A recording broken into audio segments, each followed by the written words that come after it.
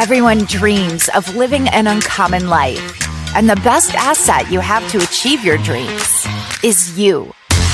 Welcome to the Uncommon Wealth Podcast.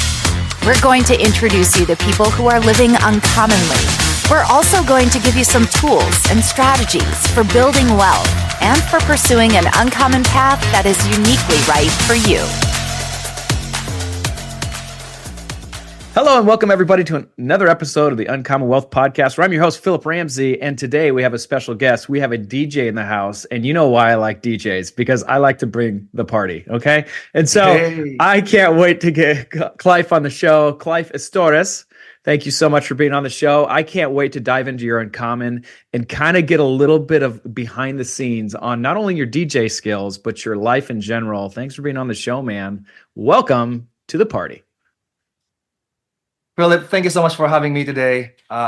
First of all, I want to really thank you for bringing me in, because being a part of a podcast is actually one of my bucket list. Oh, so, really? Let's go. Yes. Let's just start crossing things off your bucket list. What else is on your bucket list quickly? Just give me another like high level bucket list idea.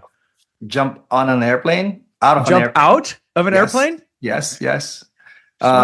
See where percent actually is one of my bucket lists as well. I did present the 10K SB, so I guess that's crossed out. Man, yes, oh, it's great. Okay, so give us an elevator speech of your business first, so our listeners kind of can get acclimated to your business model, that kind of stuff. Would love to hear it.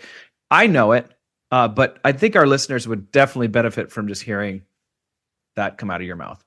Sure. So my name is Clife Estores. I am based here in Cedar Rapids, and I own Clife DJ Company. We are an entertainment company. We're basically professional party starters. That's what I would say for an elevator pitch. We do events, and we provide entertainment in any form, basically. Yeah. You can see why we're your job. Yeah. Our bread and butter are on weddings, and we also do corporate events and proms. We just did prom last weekend, and it's nice. So cool. But yes, that's what that's the elevator pitch. Yeah, and like you kind of, I wouldn't say, but you don't really ever think about the DJ. But when I first met Clife, I was like, hey, the only weddings I remember are the weddings that have like a great DJ at the dance afterwards. So there is something super powerful of being an entertainer and being kind of behind the scenes, but also being kind of the fuel or the glue that holds it all together. So I love your industry. And for everybody in the record, I have been a DJ in past experiences, in past, I don't know if lives, but careers. That was basically my first real job out of high school. That's is DJ at a skating rink. So I just feel like we're kindred spirits a little bit. But tell us a little bit how you got into the industry, what prompted you. Oh man, there's so many questions. I just need to stop there. Sure. You answer. Do you want the long story or the EEC form?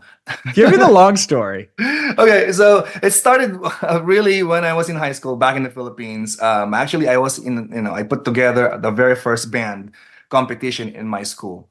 That was my legacy in my high school. And when I came to the US, it was hard for me to kind of make friends in Iowa, really, because I couldn't find anybody in the same age group that are not in college at the time. And it was just hard for me to connect with my community. So I was like, okay, I'm getting bored at the house. After work, I don't have anything to do. So I started buying, speakers and gears to kind of, try and fire up my, musician, life kind of thing. So, that happened, but then equipments are so expensive, and then I found this cool DJ controller, and I was like, okay, how can I make this work, right? Yeah. So I bought that controller, and that's just how it started happening. I started, putting together music and building playlists, and I was just doing it in my room, and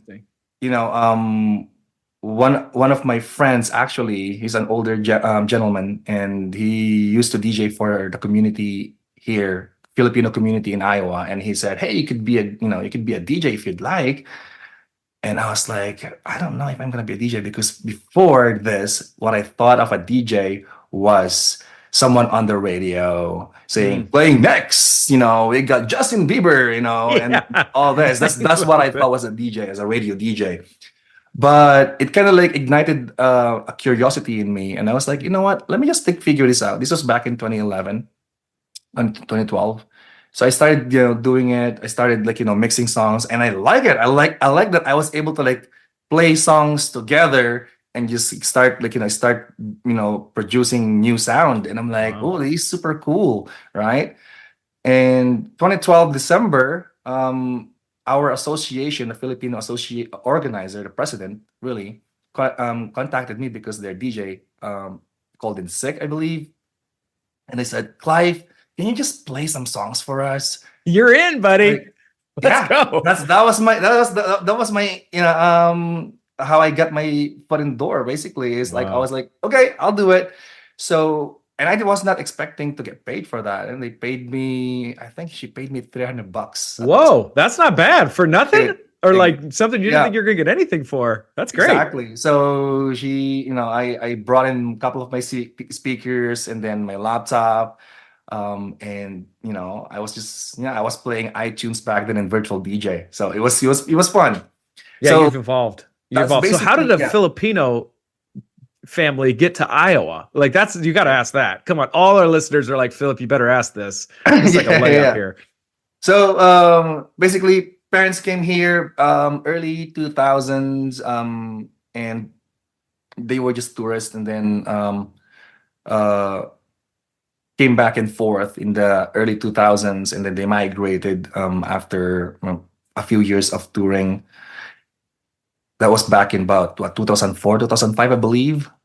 Okay. And 2006, I was graduating from high school. My mom said, "Hey, do you want to come here?" And I was like, "No, I'm okay here. Just put me through college and I'll be good." So I went to college, but she kept on asking me to come here, basically. And I actually went to the Marine Academy in the Philippines. Oh, really? So yeah, I was a cadet, for a year. This was back Wow. in 2009. Life. And I sent her a photo of me with a uniform on, Yeah. and I was so dark because in the Philippines they would Yeah. put you under the sun for the whole day. And she could not recognize me, and she was like, "Oh my gosh, like, you need to come Who here." are you? Yes. So she forced me to come here. I'm like, okay, you know what? Okay, I'll come. So they basically petitioned me here, and they were in Iowa because that's where they found job, I guess. Okay. So they were in Iowa, and yeah, basically that's how I got here. I Wow. arrived here in 2010. You were just ripped from your training and you come to Iowa. Yeah. Right, basically. Yes, Wow. yes. Okay.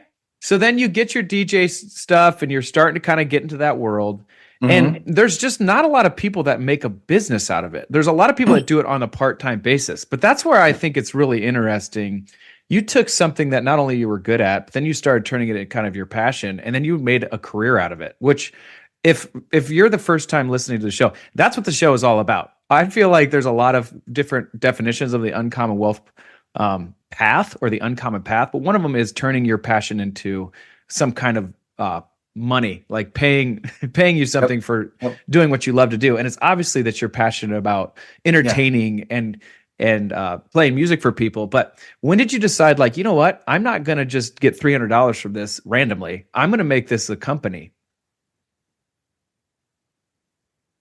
I think around, I'm not sure, about 2018, 2019 at that point. This is big, there's a story behind it. So from 2012 to 2015, 2016, I was just doing private events, no weddings. Now what is our bread and butter. But before then, I was just doing, birthday parties, corporate things, Okay. or non-profit organizations, really.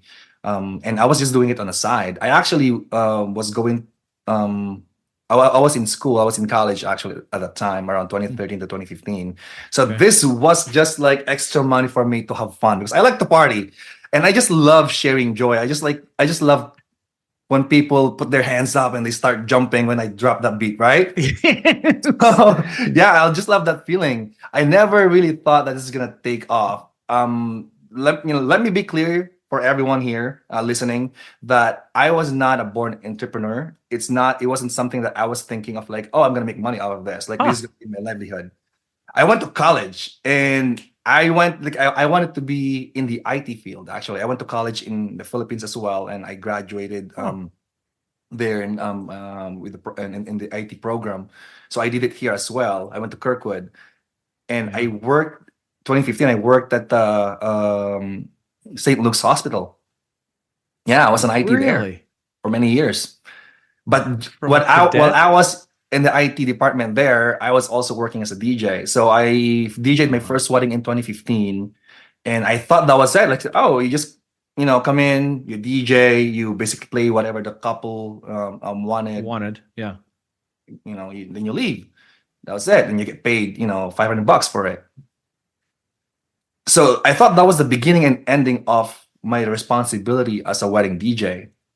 And then I went to a real wedding in New Jersey. And yeah, my girlfriend then, fiance now actually, invited me to her cousin's wedding in New Jersey, and I was just mind blown at how the DJ made the night so memorable that until today, You still remember it. I feel like that's still the best wedding that I've been to. Ah. That's how impactful it was. That's how Yeah. memorable it was. And the DJ made all that happen. Right. And I was like, I want to bring that to Iowa. Right. Because I feel Love like there's such a big need for this kind of like modernized entertainment for Iowa couples. Yeah. So that's why I wanted to bring it here. Also, if my sister's gonna be listening to this, I'm sorry if I'm dropping your name, your wedding here, but she got married actually. My sister got married, but I think 2017. Okay.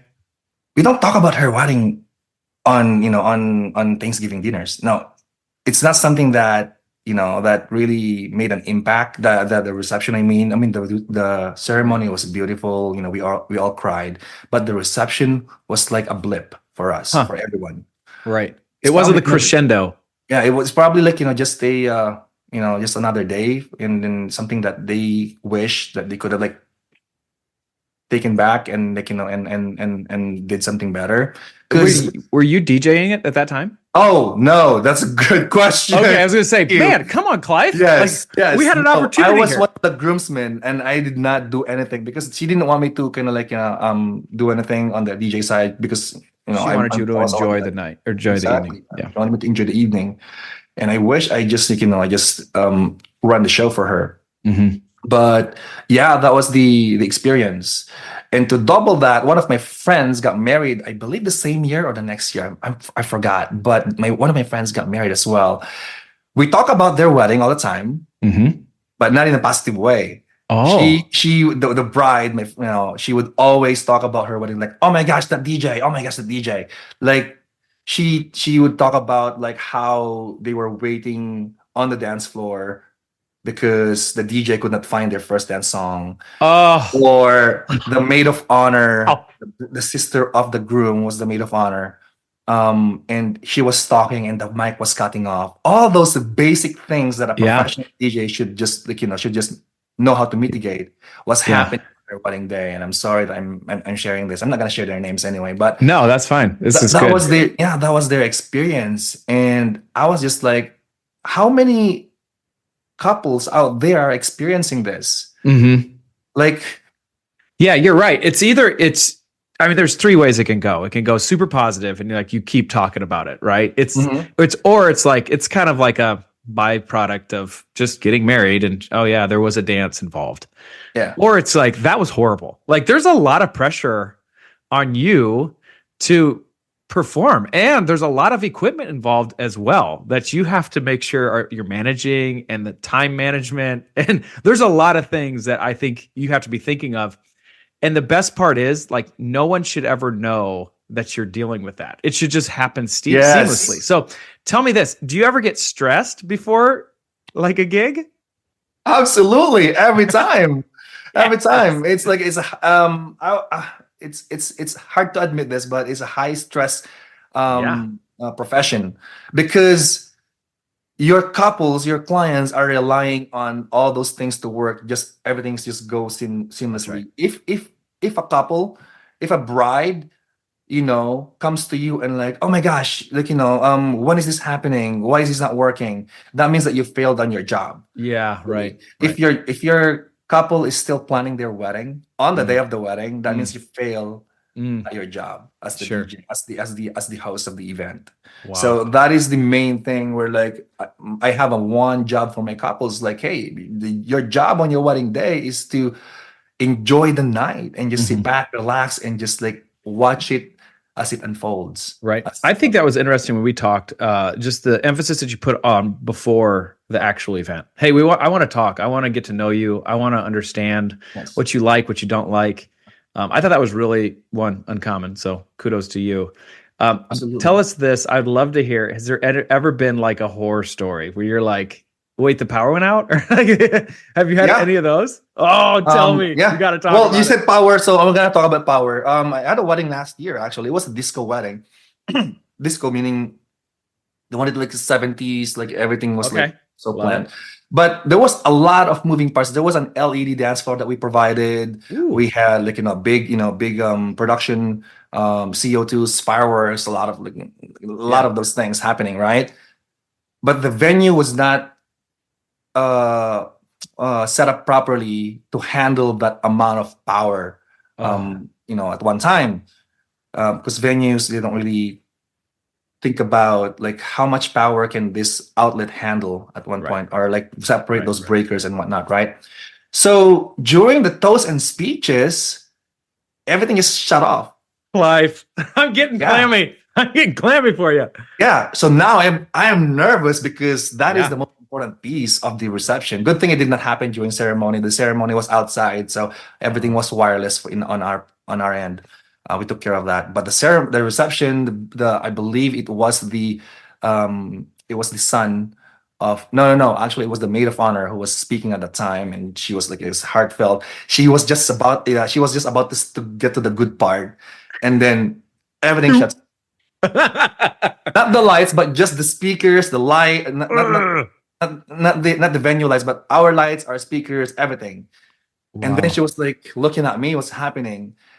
And I had to scramble. I think it took me about 45 seconds to go out, flip the breaker, and then come back in, grab my microphone, and then I went in front of everyone and just explained to them what's happening. And I just kind of like calm everybody down that these things happen. It's okay. Let me just reroute our electrical outlets, and we'll get back to it. But while we were doing that, I was playing a song just to keep everybody entertained. Right. And we're rerouting the outlet to a different outlet in the back, just to make sure that that we're not flipping the breaker again. So there was like a downtime of about 2.5 minutes of that. That's not horrible though. Yeah, no, and because we did a venue site visit beforehand, and then we kind of like figured out, okay, where's the breaker, where's the second, where are the backups? Those are the things that we always try to figure out ahead of time. Wow. So at least we were kind of like prepared. Go ahead. Your business is based out of Cedar Rapids, right? I think that would be important to say. 25 minutes in the interview. Sorry. Yeah. And you go, how far do you go out of Cedar Rapids for your business? So we're statewide, and we're also destination. Okay. I did a wedding in Portland before. I do a lot of weddings in Chicago. Nice. Illinois, Florida. I just booked a couple for Cancun. So nice. Yeah. Okay, so when you step into a venue or an event, let's just say, you're trying to give people the New Jersey experience, right? Yes, in a nutshell. Yeah. I mean, like from you and I, from just their talking, like that's what you Yes. want to try to encompass and like really hit home. So Yes. tell me this. So is the crowd have anything to do with that? Or like, what is your first song? It might depend on the couple, but like if you wanted to throw down and you were like, we need to get people on the dance floor, like Yeah. what's your song? I would go with the dance music, dance EDM music, like Pitbull or BB Rexa. Okay. I'm good. That kind of like music on the 128 BPM. Right. But yes, you're right when you said, is it the crowd? You have to also kind of like figure out, okay, is this crowd the type of crowd that will get down on it? See what I did there? Oh yeah. I get it. That will get down on it from the very beginning, or are they the kind of the crowd where, oh, I'm just gonna go to the bar first and then get a couple of drinks? Yeah. And Let's talk about that. exactly. Is the alcohol have anything to do with anything? A lot of weddings, yes, but we've also done dry weddings before where like it was just a hit. So again, it just depends on the crowd, really, the people around you, around the couple. If the couple, the type of couple that we like to work with, if they have a very wide group of friends who just loves to kind of like let loose and party, and celebrate, then you don't really need to work so much. You just like play whatever songs, and they just they just go out there and they really throw it down like nobody's business. So yeah, no, I love, and it's really interesting to step into your shoes in one of those events or evenings, because you probably have kind of like a set list, if you will, if you know what that is, like a list of songs you want to play, but like at the end of the day, like you are performing. Absolutely, make no questions about this. Like you are the performer. The difference is like the people out on the dance floor are the people who are performing ish, like they're the ones you're trying to have a good time, but you still have to perform. So if that song didn't go well, then you probably just mix out a new one. Like there's just a lot of pressure. Absolutely. Dude, I hear you. I'm right there with you, buddy. Here's a funny thing, Philip. So you're right. We do a lot of like prep work behind the scenes and before the wedding. I spend at least 30 to 40 hours of my time working with a couple. Wow. Yeah. And we talked about this, right? Before as well. And I put together a playlist that I think they're going to love, probably 20 to 30 songs. And then on top of that, they also have their requests. Yeah. And guess how much of those songs get played in an average basis? Their requests? Yes, the request that they have, and then the what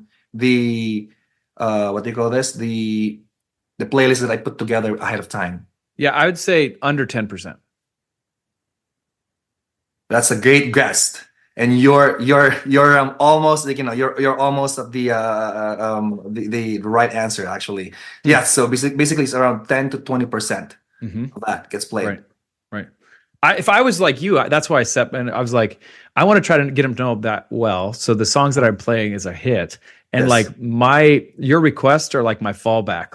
Like, oh boy, exactly. I'm not hitting it. So basically, I kind of like to figure out during cocktail hour and dinner what kind of crowd we're working with. And a lot of times, the couple requests songs that aren't working with the crowd. Right. Now, I do have two playlists that I ask the couple to provide. The first one is their request list, basically, like, hey, what kind of like songs like get into the groove, and their must play list. The must play, that's 100% of that is gonna get played. Sure. Right. That's gonna be a whiff if you don't hit that. Yeah. It could be played during the reception, the cocktail hour, dinner time, or the dancing time. It's gonna get played, right? That's the must plays. I give them about 10 to 20 songs for their must plays. Usually, and on average, couples would provide me about 5 must plays. And usually those must plays are like their grandparents' song or the song that they remember when they first met. Those kind of like, sure. So that gets played. Right. But for the requests, really, I look at them and sometimes it's all a hit, and most of the time it's like, okay, I'm just gonna play about 2 or 3 songs Yeah, out of this 50 songs that you requested, that's basically. good. Okay, so let's talk about. I'm sorry, did I interrupt? No, go ahead, go ahead. Okay, so let's talk about. This is just a quick thing. Like, if I have to hear this song, if I never hear this song again in the rest of my life, I'll be a happy man. What would that song be for you? I'm sorry, come again. If you like, what's your worst song that you're like, I don't want to play this. I don't want to play this. I've got a couple, Okay. by the way. Be Grease Lightning. Don't do it. I don't want to hear your Grease Lightning. Okay. Brown Eyed Girl, I'd be like, we got to do better. We can do better. And then the YMCA, I'm like, we are losing it. We are out of. Okay. I'm out. What's yours? It's kind of funny. Keep it shuffle and try to slide. Oh yes, yes. And I'm gonna explain. Can I explain? Can you give me like 10 minutes to explain this?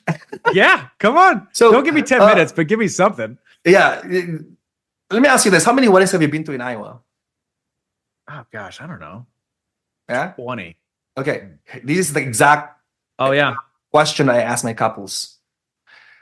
Out of those 20 weddings that you've been to, how many of those weddings did the DJ not play Cupid Shuffle or Cha-Cha Slide? I mean, that's a go-to. That's like a staple. Exactly. Yeah. And that's where we say, well, that's where we're different, because we don't play any of those. That's actually on our website. Right. Sorry. It's like a company stamp. Like, we don't do it. Exactly. Now we work with some couples who actually like, hey, the chicken dance is actually our family, tradition. We would play that, but we are specific when playing those kind of like songs. Now let me go back to, let me take a step back and explain it again. The reason why we don't play any of those songs is because there's just so much time at your reception, and it goes so fast. Right. And Cha-Cha Slide, Cupid Shuffle, that takes about 10 minutes to play those 2 songs. That's 10 minutes that I could have played like a gazillion other songs that just gonna get your crowd on the dance floor. And if one of your guests or even 10 of your guests request a Cha-Cha Slide, they're still gonna be hearing that on the next wedding that they attend to. Yeah, I want right. your wedding to be next memorable in a different way. Yeah. Yeah. Right. I like that's that. Why man. I appreciate that's that. where that's how we differentiate our service. This is now going kind of behind the scenes a little bit. Two things I want to talk about. How do you protect your ears? Like, this is a real thing that I think you have to be mindful of. Yes. Because every industry, like even massage therapy or there always seems to be a downside to the repetition. For like mine, it'd be like sitting at a desk all day. Like, I don't know. But like for you, that's a real issue. So do you think about that? Do you have your team? What do you talk? 100%. We that's in the back of my mind, and that's why I need to talk to Jake. Oh yeah. For this, Jake is the another cohort member in our group that has the ear clinic, right? Yep. That is something that is a problem in our industry, where after a few years, DJs tend to like have ringing in their ears. We start to lose hearing after a few years because of that. Constant banging, every weekend. I used to use earplugs, but since they are not custom made for me, some earplugs hurt my ears. Some muffle a lot of the important sound that I need from my earphones, so I could not use them. Right now I am thinking of, like I said, I want to visit Jake and figuring out a way to kind of like have a custom made earplugs for me, so that I can still hear the sound of the song I'm mixing in through my headphones. Right. But just canceling out those dangerous frequencies that can hurt my ears. Yeah, no, I think that's wise. Yeah. So let's talk about this is my second question about the business. How do you scale a DJ business? That's both of our questions. That's really like I said earlier, I am not, I was not an entrepreneur coming to this. It's kind of a funny question, because I also learned that most of the DJs that I actually met did not become DJ company owners because they were entrepreneurs. Right. We are all just a bunch of of creatives, that love music, that love to put out amazing shows, and started to build a business out of that. So I'm still learning really to kind of like, how do I scale this? And right now I can only do one event a day, right? Mm-hmm. So the way to scale this really is to hire new people and train them. Um, it is hard to hire and train people because it's a skill, it's a talent that needs to be honed over the years. So while I am training new people right now, currently the way we do things is I am actually bringing in DJs from out of town, out of the state, to help me provide amazing service to our clients. Because when they come to Clife DJ Co, they know that they're they know that they are in good hands. So Yeah, there's a reputation that you want to uphold.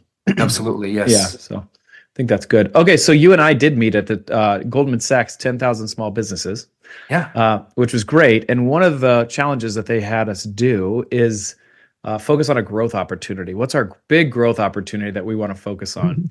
And I thought you had a really good one. So I'd love you just to share.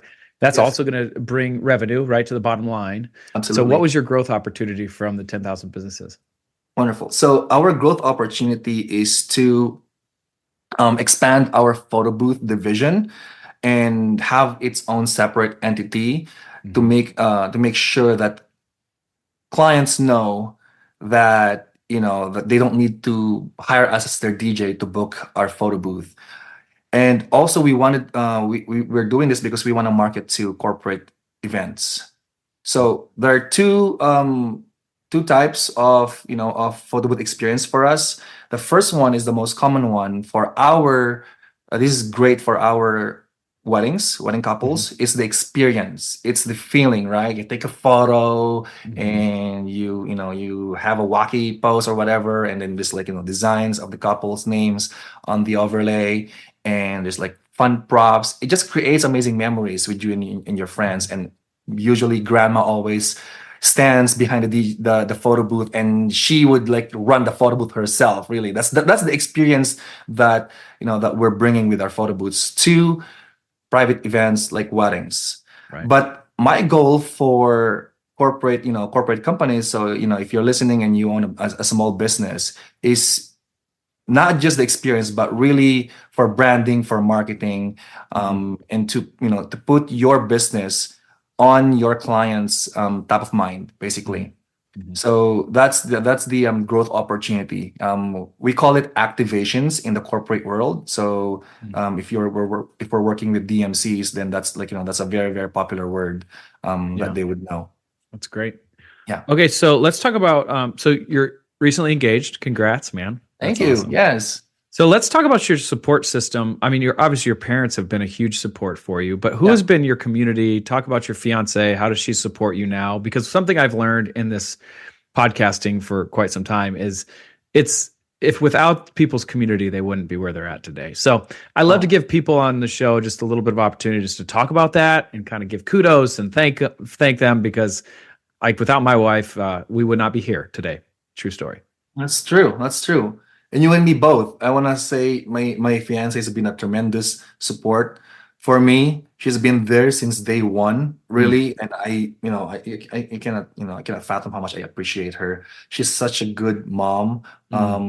We have 3 kids, and being a DJ and having kids doesn't match really, because you're always out on the weekends in the summertime, and when it's when it's the busiest season for us, and they don't have school. So I rarely spend time. I should not be saying this, but before, when I was still starting my company, I rarely had time for them. And I gotta give kudos to my fiance Kay, because she's so amazing at making them understand that, like, hey, dad's busy right now, I'll take care of you. She's super great. So I'm so blessed to have her in my life. And I'm so blessed to have our kids, very understanding. In the type of work that I am in. So actually, it's also super cool because I got to perform at a festival in Des Moines a few years ago actually. Nice. And my 7-year old then is 10 years old now. So it's been 3 years ago. He said he saw me on stage and he said, "Dad, you're my hero." Oh, come on. Yeah, That's great, man. until today, and and whenever he talks to his friends, like he would say, "Oh, my dad's like, my dad is a DJ and he's a celebrity." He would say, He sure is. and I'm not kidding you. Bruce was one time, his friend like came to me and said, "Hey, can I have your autograph?" I don't know why. He doesn't even know me. But That's great. Well, I mean, kids observe. They observe, and this is like really formative in their childhood, right? Like you are running a business and they get to see that. So just think about the legacy that you're creating just by pouring into a business. And I think when we first met, you were like, "Yep, I have a fiance. She's the love of my life." And I was like, "Oh yeah, like we're going to be fine. We're going to be friends here." But I remember you talking about her. So, okay. What would be one thing that you would tell your like younger self now that you know what you know now? What would you tell? What would piece of advice you'd give? learn how to run a business. Okay. That's the first thing, because if you are passionate about one thing, it's gonna go, it's gonna go in one direction. It's gonna go into building a business. That's how it's gonna go, really. And also, that's one thing, but the biggest thing is probably surround yourself with people that you want to be when you grow up.